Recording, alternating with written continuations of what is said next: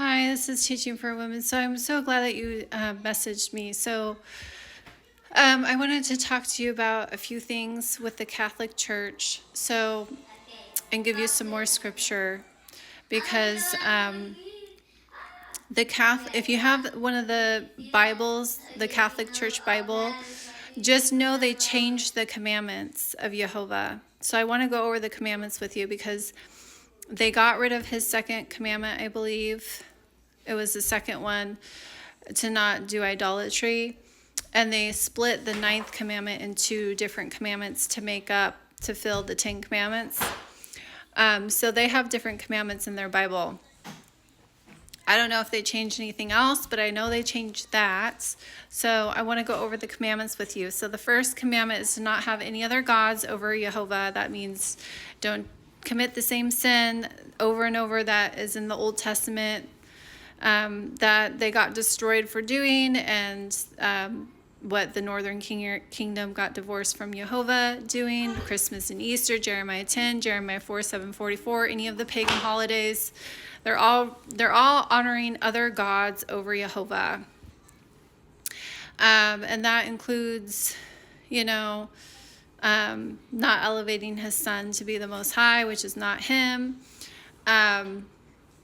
The Christmas Jesus that Rome created, that Constantine created. So I don't know if you are aware of how the Roman Catholic Church started. When Constantine was in power, he converted, and he worshipped the sun god, which is Tammuz, Nimrod, the reincarnation. Well, Tammuz is the reincarnation of Nimrod. That's where the Trinity came from. He created basically his own Messiah. That's why there's a sundial behind the sun's head, the Mary's head, and all these, because he worshiped the sun god. You can read about Tammuz, weeping for Tammuz, in Ezekiel 8. That's where the traditions of the ash, where they put a cross over your head, on your forehead. Ash is an Ash Sunday. I can't remember what it's called. But all that stemmed from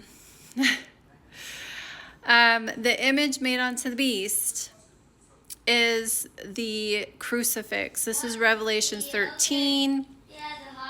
The Antichrist described as having horns like a lamb that comes up, doing great wonders with casting fire down, like our Messiah's prophecy to return with fire, convinced them to make an image onto the beast that had a wound by a sword and did live. Our Messiah was stabbed and rose on the third day. This is the image made onto the beast in the Catholic Church.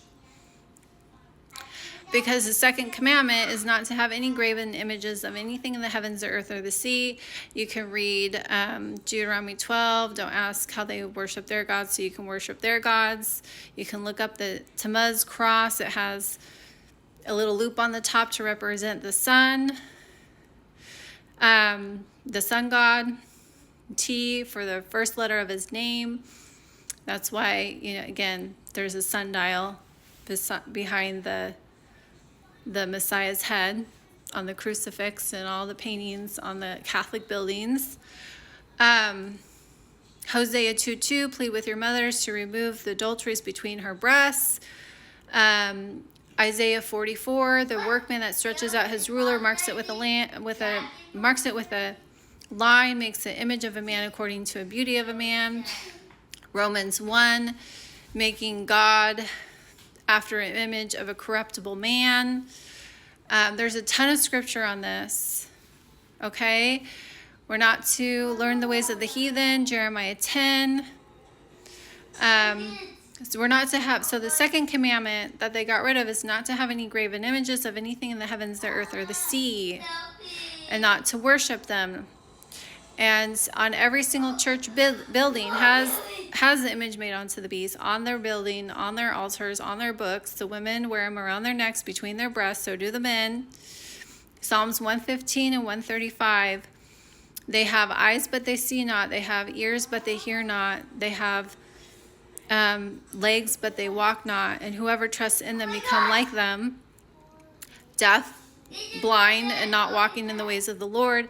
And faith comes by hearing, Romans 10. Whoever trusts in them become like them. They can't hear. They become spiritually deaf, spiritually blind. They can't see or hear when they read the scriptures, because he gives them up to their reprobate minds, Romans 1.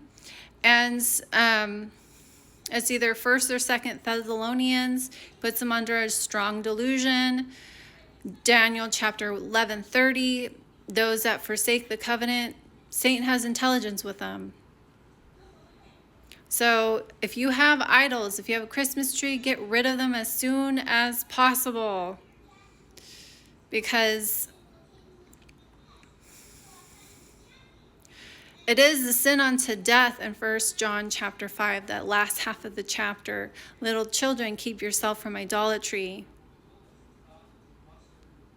And Jehovah's a jealous God. He says, do not worship me with your hands. The workmen worshiping with their hands,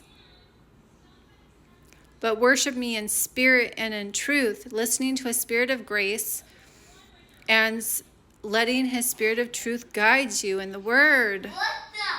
The two spirits Yeshua gave us. The spirit of truth is only given to those who obey, though. You have to be obedient in order to receive the spirit of truth, but the spirit of grace is given to all men, free gifts. So his third commandment is not to take his name in vain. I already talked a little bit about that, but his son came in his name. Even though he is not Jehovah, he came in his father's name, and he gave him full authority. And we can't do anything without going through the Son. And if you're calling him by the name Baal, you're blaspheming the Father's name, and there's a ton of scripture on this. They blaspheme my name daily. I already gave you Jeremiah 23. I can't remember where it says blaspheming my name daily. Hosea 2. There's just a ton of scripture. In the end, he raises up his servants to publish his name. Deuteronomy 32. Because under no other name under heaven you'll be saved by. You can call him Yahushua, Yeshua. I think some people call him Yahuwah. That's more of the Torah movement. You can call him Joshua. That's his English name, but don't call him by the name Baal, Jesus. That's blaspheming his name. That's taking his name in vain. The doctrine that comes with that name also takes Jehovah's name in vain, because it's turning his grace into lasciviousness, the doctrine that comes with that name. His fourth commandment, keep the Sabbath day holy, which we talked about. His fifth commandment, to honor your father and your mother. Yeshua's first and great commandment he gave us, which is keeping the 10 commandments, teaching your children the 10 commandments.